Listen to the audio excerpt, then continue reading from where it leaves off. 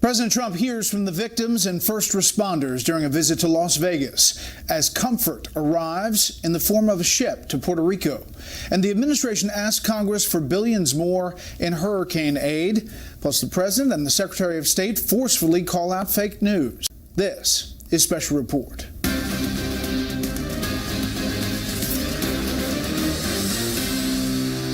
Good evening. Welcome to Washington. I'm Bret Baier. Incredible, amazing, even indescribable. Those are just some of the words President Trump used today after meeting with patients, doctors and nurses and first responders from Sunday's shooting in Las Vegas.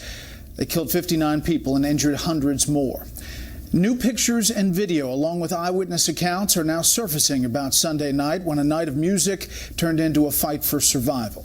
Chief White House correspondent John Roberts is traveling with the president, but we begin with correspondent Trace Gallagher with stunning new images from Sunday's shooting, along with the latest on the investigation. Good evening, Trace. Good evening, Brett. The Associated Press now reporting that Stephen Paddock actually requested the room in the Mandalay Bay so that he could fire down on that concert crowd from 2 separate windows. All the while, he also had 3 separate cameras aiming at the hallway of the hotel so that he could see when police were closing in. And we are now learning a great deal more about those deadly first 10 minutes. Newly released police body cam video shows what responders saw on the ground as the attack in Las Vegas unfolded. Hey, they're shooting right at us, guys. Everybody stay down. Stay down. Where's it at? North of the Mandalay Bay. It's coming out of a window.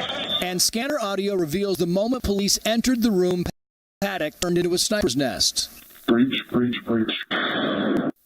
We are clearing this room. We have one suspect. Beaver 20 has one suspect down inside the room. Finding Paddock on the floor, dead from an apparent suicide. FBI Deputy Director Andrew McCabe said investigators are reconstructing the shooter's life, behavior, and pattern, all in an effort to figure out exactly what motivated Paddock. Much of the focus now shifts to Marilou Danley, Paddock's girlfriend, who returned from the Philippines into Los Angeles last night. She was questioned today after being labeled a person of interest. Danley's sisters insist she knew nothing about Paddock's plans. And I know that she don't know anything as well, like us. She was sent away. She was sent away so that she will be not there to interfere or put this planning. In that sense, I thank him for sparing my sister's life, but that won't be to compensate our 59 people life. In the year prior to the attack, Stephen Paddock bought dozens of weapons. A gun shop manager in Mesquite, Nevada says he sold Paddock a gun on September 28th, the same day he checked into the Mandalay Bay Hotel. I was ill.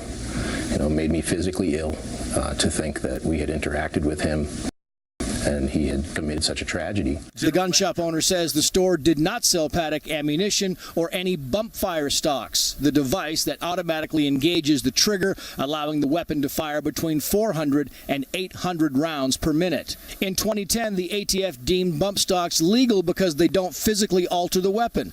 Paddock used them on at least 12 weapons inside the hotel room.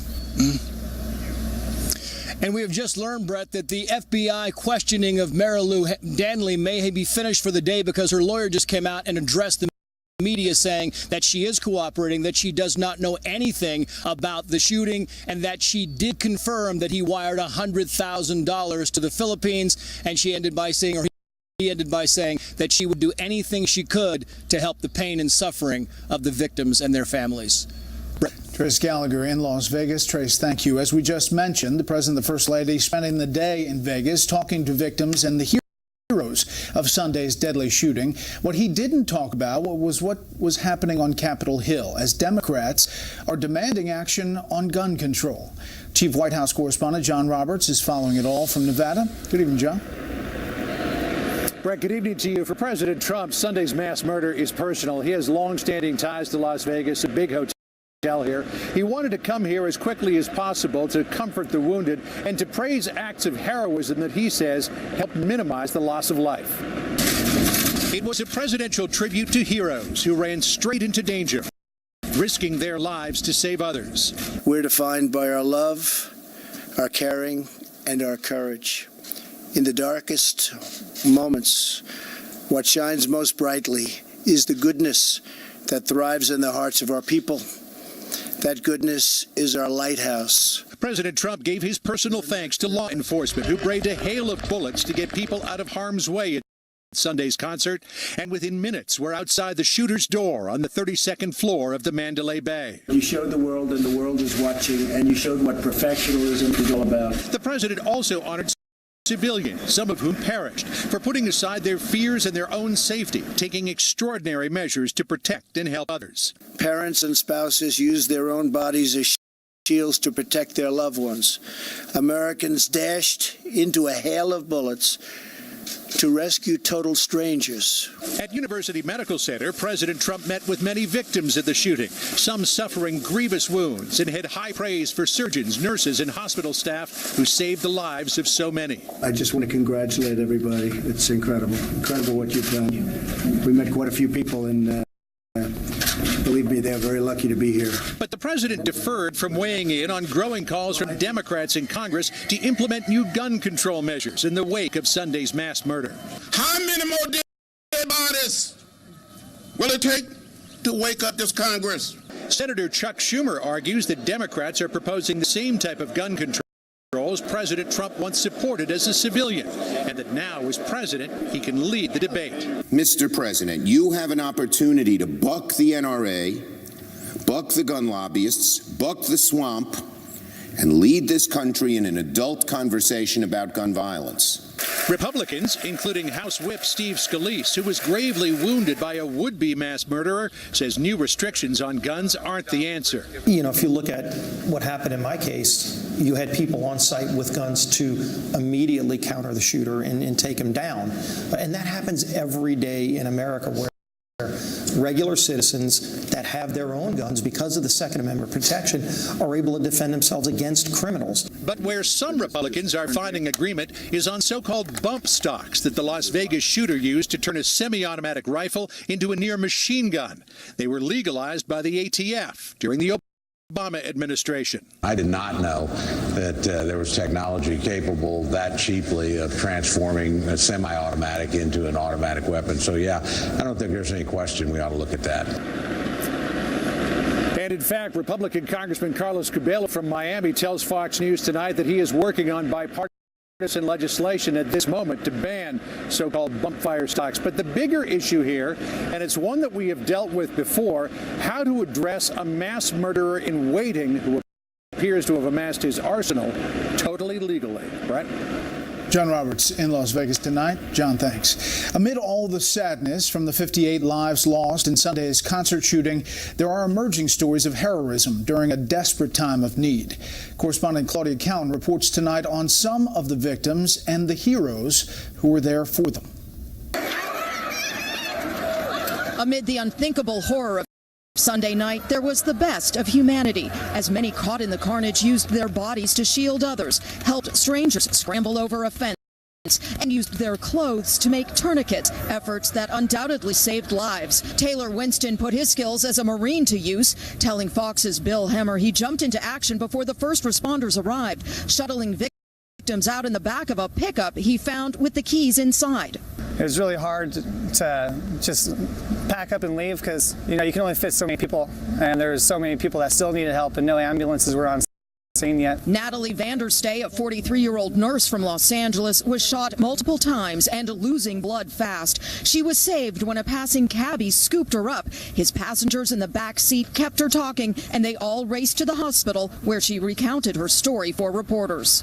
And the people in the car were putting pressure on my wound because I had the other leg wrapped, and they were the ones that called my friends and family. If it wasn't for that cab driver, I wouldn't be here. So, and I don't know who he is. We choose love, and we are here with you. Those who didn't survive are being remembered at somber gatherings in cities across the country. In Marin, California, 50-year-old Stacy Etcheber was a mother of two and the wife of a San Francisco police officer. Vincent Etcheber had left her in what he thought was a safe place to go help others, only to learn later she was shot. He went with his instinct, and his instinct was to help people. And, you know, I don't want him living with that regret at all. I guarantee you his wife tried to help people out too. That's just who those two were. Las Vegas police officer Charleston Hartfield was off duty Sunday night, out enjoying some country music. He'll be honored tomorrow night. He was just 34 years old and leaves behind a wife and 2 children. And makeshift memorials like this one continue to grow, along with a relief fund for the victims, now roughly $9 million. Some of that money will help pay for funerals. Brett? Claudia, thank you. The Trump administration is now asking Congress for billions more in hurricane disaster aid. Within the last hour, Fox News has learned that the administration is requesting nearly $13 billion for the Federal Emergency Management Agency's Disaster Relief Fund, $16 billion in debt relief for the National Flood Insurance Program, which is already deep in the red, as we've reported, and more than $575 million to combat wildfires out west. Just a day after President Trump told Fox News the administration would help rid Puerto Rico of its debt, his own budget director is walking that back a bit. They owe a lot of money to your friends on Wall Street, and we're going to have to wipe that out. That's going to have to be, you can say goodbye to that. It doesn't mean that the federal government is going to be bailing out Puerto Rico's long-term debt situation, bailing out the bondholders. What I think you saw there was the president focusing on the reality that in order to sort of get its long-term fiscal operation back in order, Puerto Rico is going to have to figure out a way to restructure its debt. The U.S. territory has been struggling to pay back $73 billion in debt to investors, and damage from 2 recent hurricanes has only obviously compounded that problem. Comfort has arrived in Puerto Rico. The Navy's hospital ship, the USS Comfort, docked near San Juan Tuesday to help the island territory still struggling from Hurricane Maria. Tonight, senior correspondent Mike Tobin shows us what the ship and its crew are capable of doing during Puerto Rico's time of need. As the humanitarian crisis in Puerto Rico threatens to become a health crisis, the weapon to combat that is this converted oil tanker, USNS Comfort hospital ship. We bring a level 2 hospital anywhere we can put the ship. So it's a unique component that you don't have most places. The ship has 2 emergency rooms, operating rooms, x-ray, CAT scans. If needed, the 800 staff members on board can do anything from delivering babies to removing cataracts. About the only difference between this and your local hospital is that the beds are tied down and you cannot run an MRI machine surrounded by metal and navigation equipment. The need for trauma care existed in the days immediately following the hurricane. Doctors on the ship now expect the problems they encounter to come from elderly or weak, living in the heat, off their medication schedules, or away from dialysis, poor diet, and the overall impact of unsanitary conditions. Diarrheal disease can be a problem. Down here in Puerto Rico, dengue is a mosquito-borne disease, and other mosquito-borne diseases can go up as well. The ship can reach any part of the Puerto Rican coast in under 8 hours, and they don't need a port. A flight deck on top already carries 2 helicopters. What look like lifeboats on the rail are floating ambulances called patient tenders. Initially intended for combat support, the staff trying to prevent a health crisis in Puerto Rico can treat upwards of 200 patients a day. Oh, it's very rewarding to be able to come here and do this. I mean, this is people in need, and this is really what we're all here for. Captain Kevin Robinson says it was 7 days from the time he got his orders, got his ship staff, and arrived here in Puerto Rico. They are still waiting on directives for where specifically the need is the greatest and where along this island this big floating hospital should drop anchor. Brett, back to you. Mike Tobin, live in San Juan. Mike, thanks. A month after Hurricane Harvey devastated southern Texas, a fund established by Houston's top elected leaders has issued its first grants. City leaders gave out $7.5 million this week to 28 organizations. Most plan to use that money to provide temporary housing or assist residents with home repairs. The fund raised nearly $80 million in the weeks after Hurricane Harvey. And the Florida Keys are back open for business. Florida Governor Rick Scott hosted a press conference today to call for visitors to return to the Keys. Tourism was shut down after Hurricane Irma slammed that area September 10th.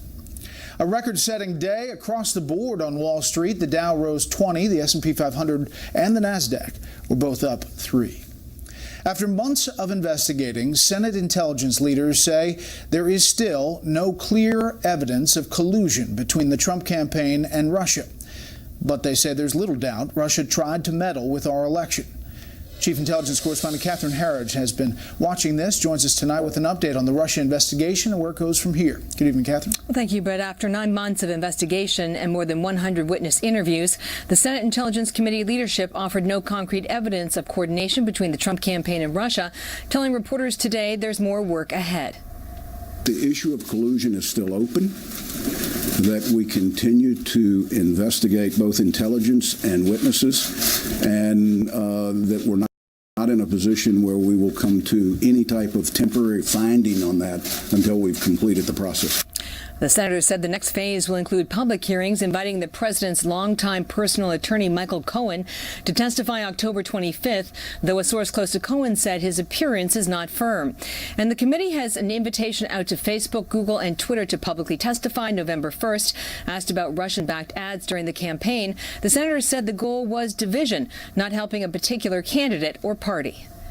They used the social media firms both in terms of paid advertising and what I believe is more problematic, but created false accounts and others that would drive interest towards stories or groups, and generally those stories or groups were to sow chaos and drive division in our country. The senators could not determine the credibility of the unverified salacious Trump dossier compiled by former British intelligence officer Christopher Steele. The dossier helped kickstart the FBI's counterintelligence investigation last year into alleged Russian collusion. Senators said Steele refused to identify his source and who paid him. Unfortunately, the committee has hit a wall. We have on several occasions made attempts to contact Mr. Steele, to meet with Mr. Steele. Those offers have gone unaccepted. And the senators say the Russian campaign continued after the election, and they expect a more aggressive, targeted campaign during the midterm elections. Brett. Kevin, thank you. He says he did not call the president a moron. Coming up, Secretary of State Rex Tillerson fires back at an NBC News report on his relationship with President Trump. Plus, France's government takes a tough stance to prevent another terror attack, and critics are outraged. Find out why after the break.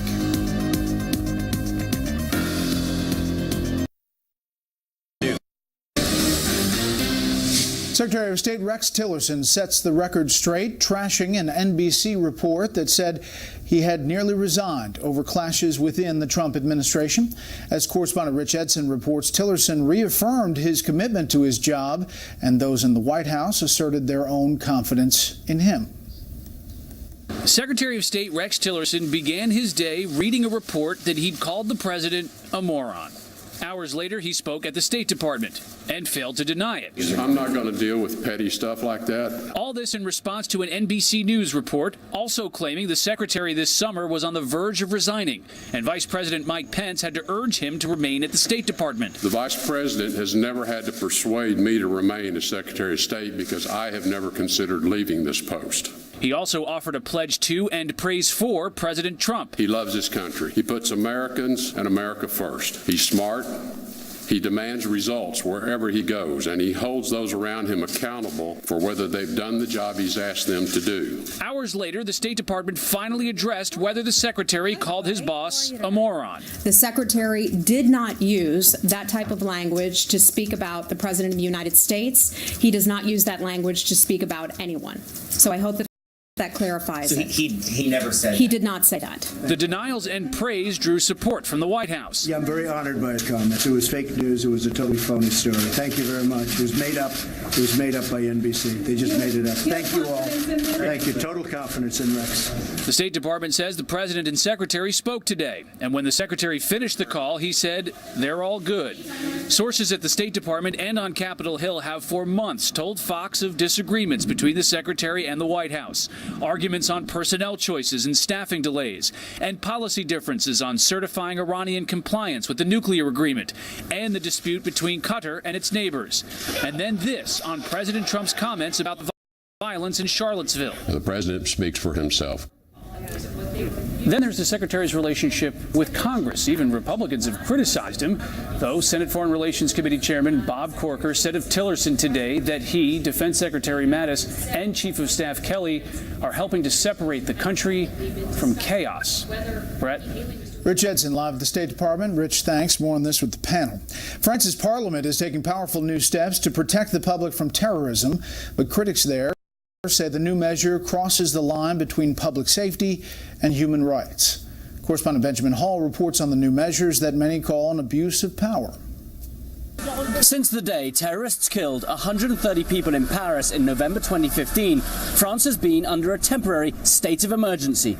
Nearly 2 years later, the French Parliament has overwhelmingly voted to replace it with a new anti-terrorism law called the French Patriot Act. At the request of President Emmanuel Macron, the new legislation will extend many temporary police powers to try to stop the recent wave of terrorist attacks. On Sunday, a man who ISIS said was its soldier killed 2 women at a train station in Marseille. On Monday, police arrested 5 in connection with a bomb in a Paris apartment building.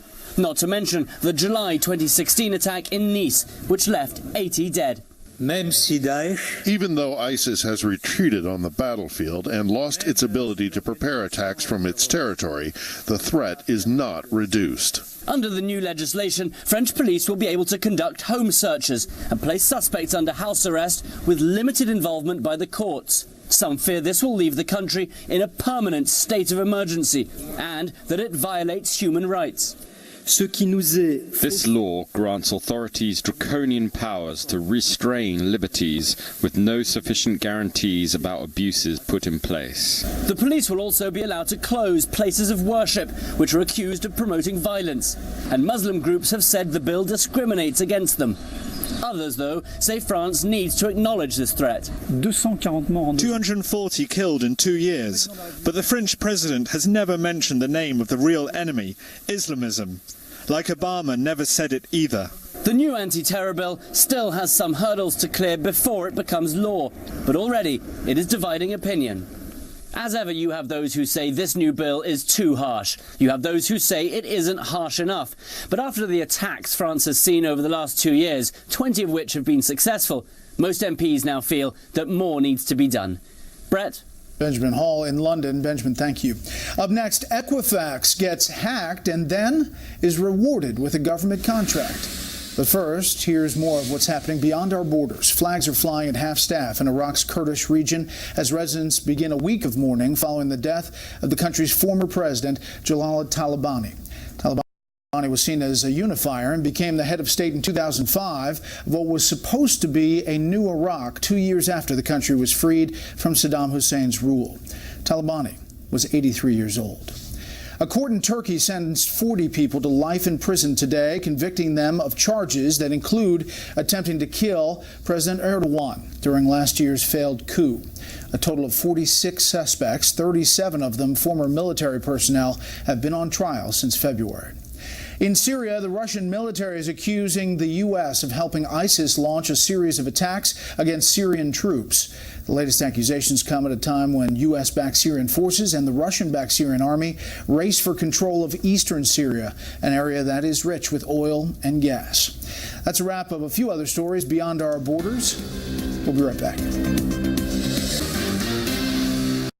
Your personal information was not safe with Equifax, but the company isn't giving you the opportunity to delete your data, and it's also getting more money to help the IRS with fraud prevention. Correspondent Peter Ducey reports on day 2 of lawmakers pressing for answers about the Equifax hack. The IRS apparently doesn't discriminate against companies that let 145 million Americans' private data get hacked because it just gave a fraud detection contract worth more than $7 million to Equifax. You realize to many Americans right now that looks like we're giving Lindsay Lohan the keys to the minibar. IRS officials say that contract for Equifax is temporary, but the recently resigned Equifax CEO Richard Smith testified today his company will have your data forever, although they will soon offer a free tool to lock and unlock access to it. Should consumers be allowed to request you delete their data from your system, their data that you gather without their knowledge? I believe a better way to get at that is through this lock concept. So that means no, correct? This week, Yahoo also announced all 3 billion of its users' accounts were hacked, but email is voluntary. Personal information is involuntarily collected by credit reporting agencies Experian, TransUnion, and Equifax. There are only 3 companies that really do this, and we need to think deeply about how the ownership of that data works. Now, Democratic Senator Elizabeth Warren wants the SEC to start seizing salaries and bonuses of negligent CEOs. It's not complicated to do a clawback. At what point in time did the breach occur, and what kind of money were you pulling in as the person responsible? Some Equifax executives also made a windfall selling Equifax stock after they knew about the breach, but before it was public. It may have been done with the best of intentions and no intent for insider trading, but this really stinks. What y'all want us to believe is that the 3 luckiest investors who sold their stock did so without any knowledge. I find that hard to believe. The former Equifax CEO insisted today that Equifax is vital to the economy because you have to go to them for credit monitoring. But senators were not impressed, and they are especially troubled that Equifax now plans to sell fraud protection programs to the very customers they just exposed to fraud. Brett? Quite something. Peter Ducey live on Capitol Hill. Peter, thank you. The House is moving forward with a plan to ban abortions after 20 weeks, but that bill faces an uphill battle in the Senate. So what, if anything, will be done to get something on the president's desk? Chief Legal Correspondent Shannon Bream joins me now with a look at the political and legal issues at stake. Good evening, Shannon. So it's passed the House. Now what? Well, one lawmaker I talked to today said for this to go anywhere in the Senate, it literally would take a miracle or divine intervention. It's been there before back in 2015 when Democrats controlled the Senate. They easily blocked it. But you know, as a minority party, they can do that as well this time around because you got to get those 60 votes just to get it procedurally moving to any debate. That is a tough hill for this bill from the House. I talked to Congressman Trent Franks, GOP member who sponsored this bill. He says that 60 vote threshold in the Senate, he's calling it a huge problem. Here's what he said. That's the only rule like it in any parliamentary body in the world that I know of where the majority of the body cannot bring a bill to the floor for debate and amendment. But that is the case right now. I think we should bring it to the floor, and I think they will bring it to the floor. And in the coming new year, we're going to have this on the floor, and we should actually have this debate. Of course, the president has said he will sign this bill, but there are plenty of Democrats and lawmakers out there in the Senate saying that's not going to be necessary. It won't get past them. And they say even if it did, they view this as completely unconstitutional. We've seen a lot of abortion cases, obviously, through the courts. What about the legality of this particular bill? There have been states that have passed 20-week bans, and they've had varying success. The Ninth Circuit, which we know leans to the left, has struck down these bans out of Arizona and Idaho. North Carolina's got one at 18 weeks. That's tied up in litigation. In Georgia, the state Supreme Court there said it wouldn't hear a case about the ban on the 20 weeks there. So the Supreme Court has not heard this kind of case. Now, when Arizona lost at the Ninth Circuit, they tried to appeal this to the Supreme Court. They didn't take the case. Right now, there's another issue playing out at the Supreme Court we've been watching with Missouri. They've been fighting. Planned Parenthood has a couple of restrictive abortion bills there. They put in an emergency request with the Supreme Court because they wanted those bills tossed. They've now withdrawn that request from the Supreme Court because they got a full lower court ruling, but that's one of those cases that could end up there.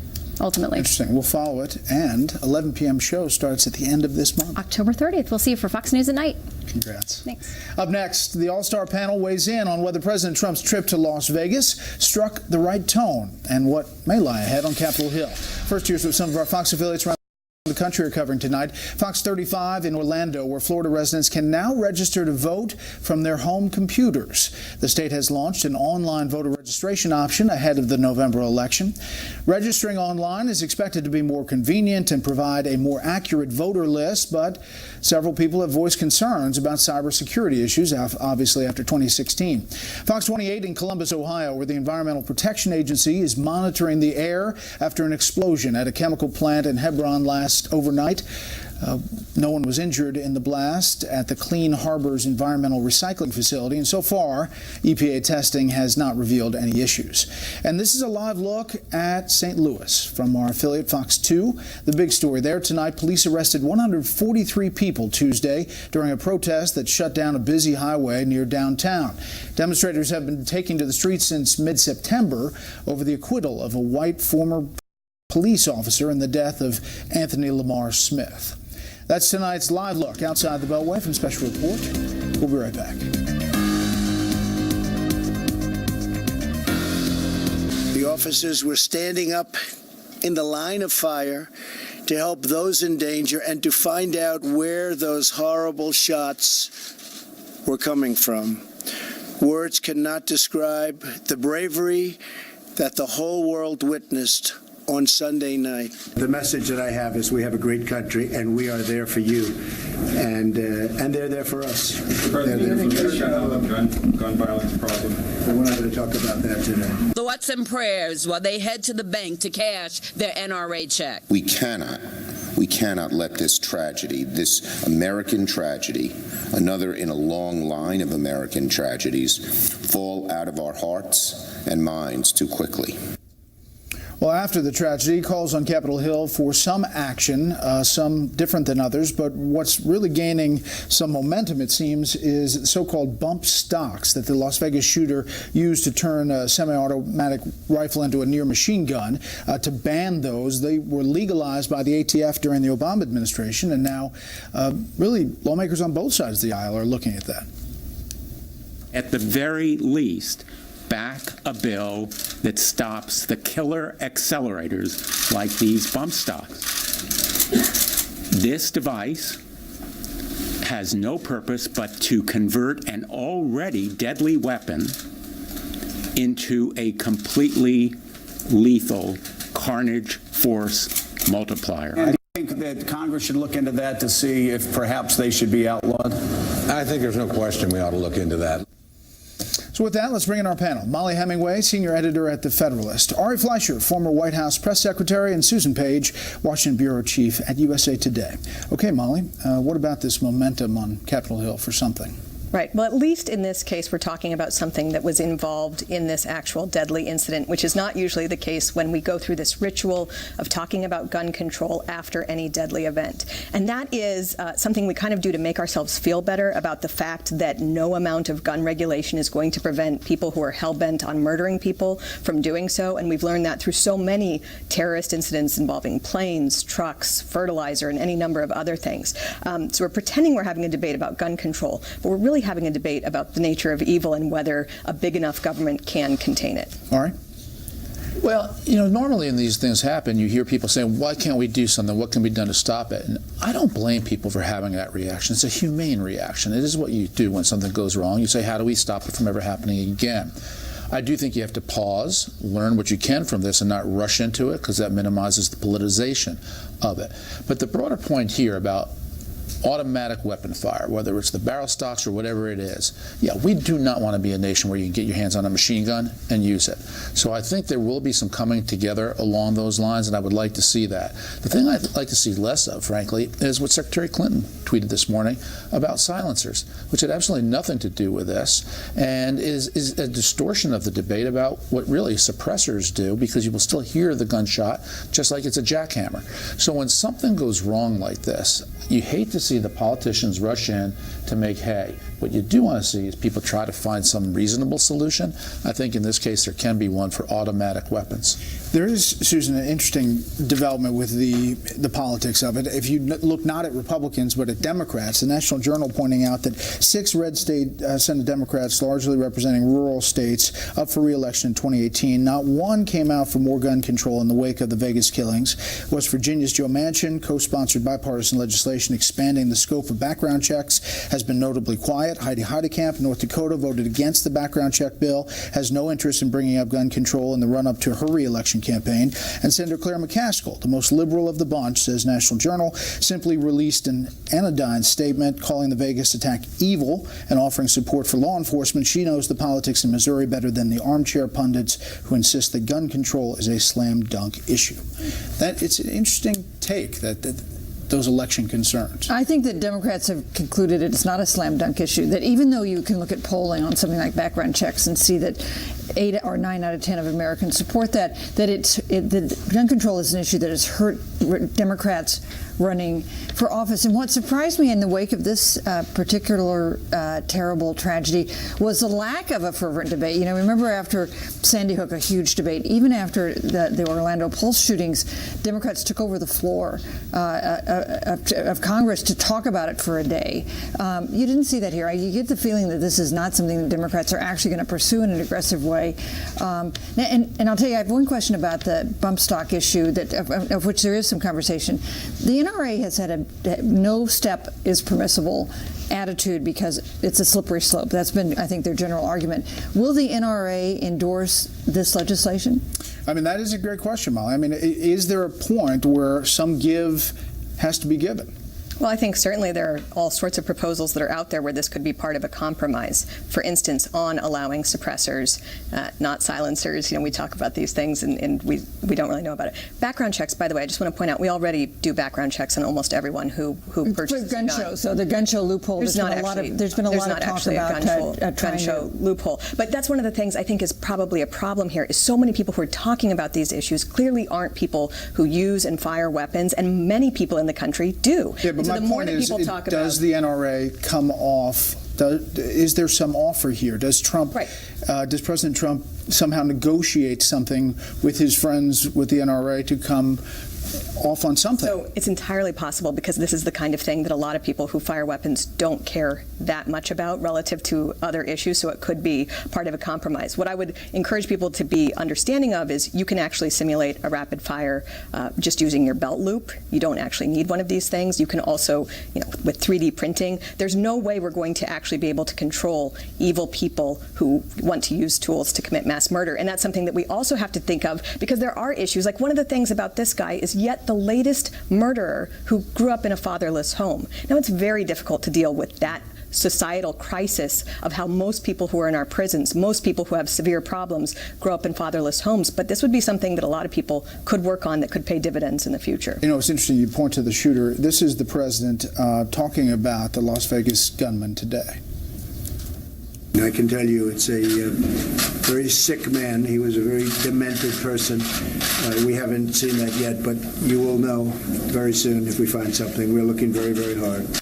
And Ari, he was pressed about that by the pool before we got on Marine One, and he said it's going to come out soon. So maybe he's kind of foreshadowing whatever the police are learning. Well, typically the president would get a briefing on what information they have found in the course of an investigation, asking him not to reveal it yet because they don't want to compromise any information as more comes in. So he might know something.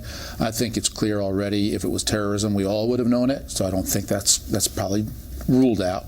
But let me go back to a point Molly was making earlier and where this is going legislatively.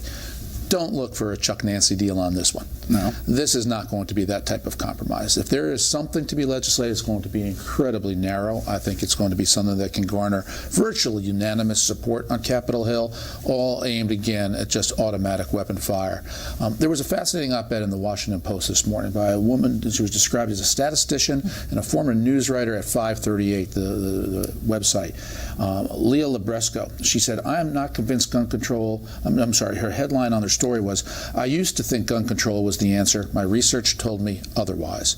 It was a fascinating, detailed read, nonpartisan, and I think it's why the Democrats aren't going to push for a fight on this. They don't have the facts on their side, as the statistician By the way, I want to turn to the next panel, but Representative Carlos Corbello from Florida is writing a bill on bump stock and has bipartisan support. Next up, we will talk about the president and his Secretary of State showing unity in the face of an NBC report about a rift. Next.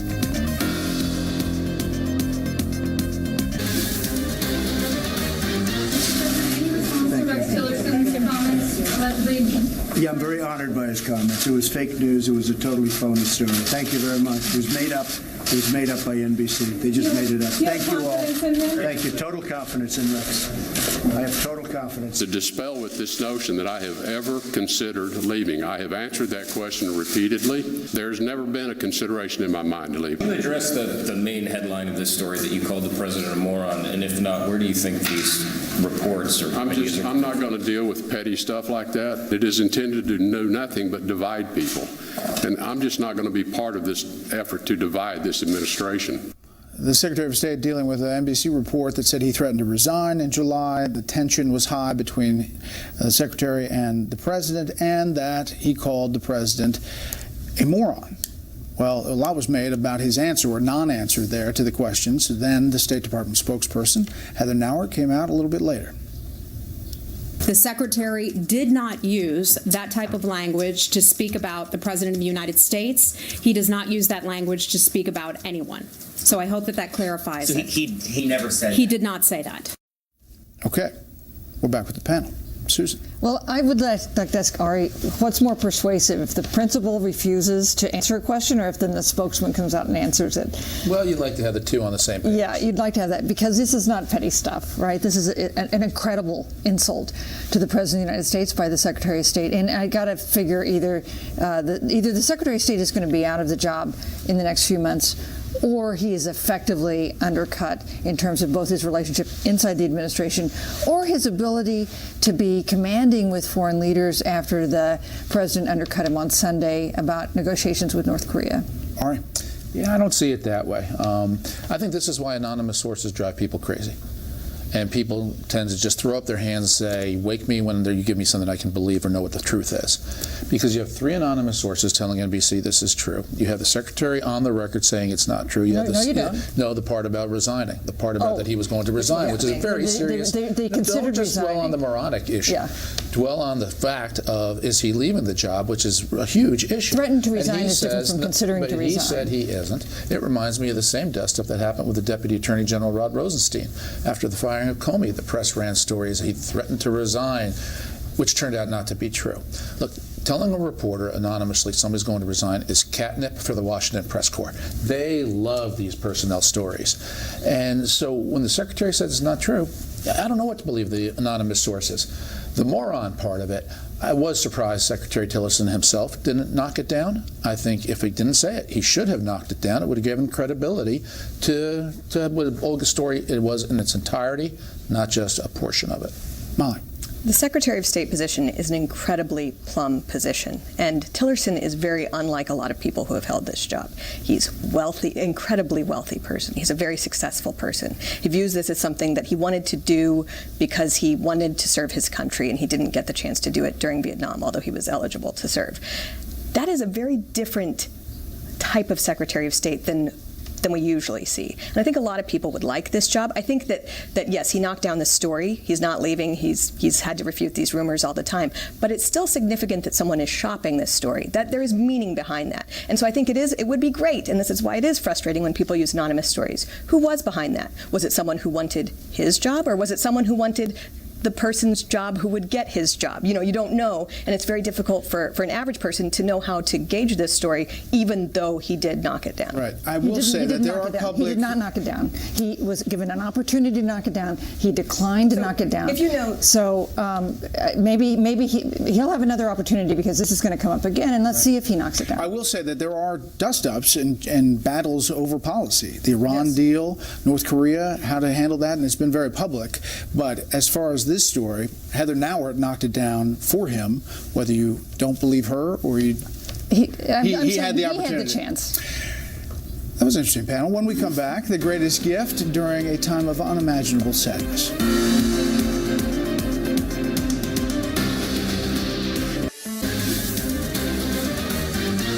Finally tonight, a family had a very special reunion last week. The Wilcox family lost their daughter, Alea, to bacterial meningitis almost 2 years ago. The family immediately decided to donate their daughter's organs. And just a few days later, 10-month-old Mason Perkins received that little girl's heart. Well, last week, the families decided to meet in person, and the Wilcox family got a chance to hear their daughter's heart beating once again. Lacey Wilcox wrote on Facebook that seeing Mason so energetic showed her how perfect Alea's heart was for him. Alea's family held a balloon release for her today in honor of her 4th birthday. That's an awesome story. Thanks for inviting us into your home tonight. That's it for this special report. Fair, balanced, and unafraid. The panel continues online for Special Report Online. If you haven't been there, go click on foxnews.com/special report. The story with my colleague Martha McCallum and second part of her interview with Steve Scalise starts right now.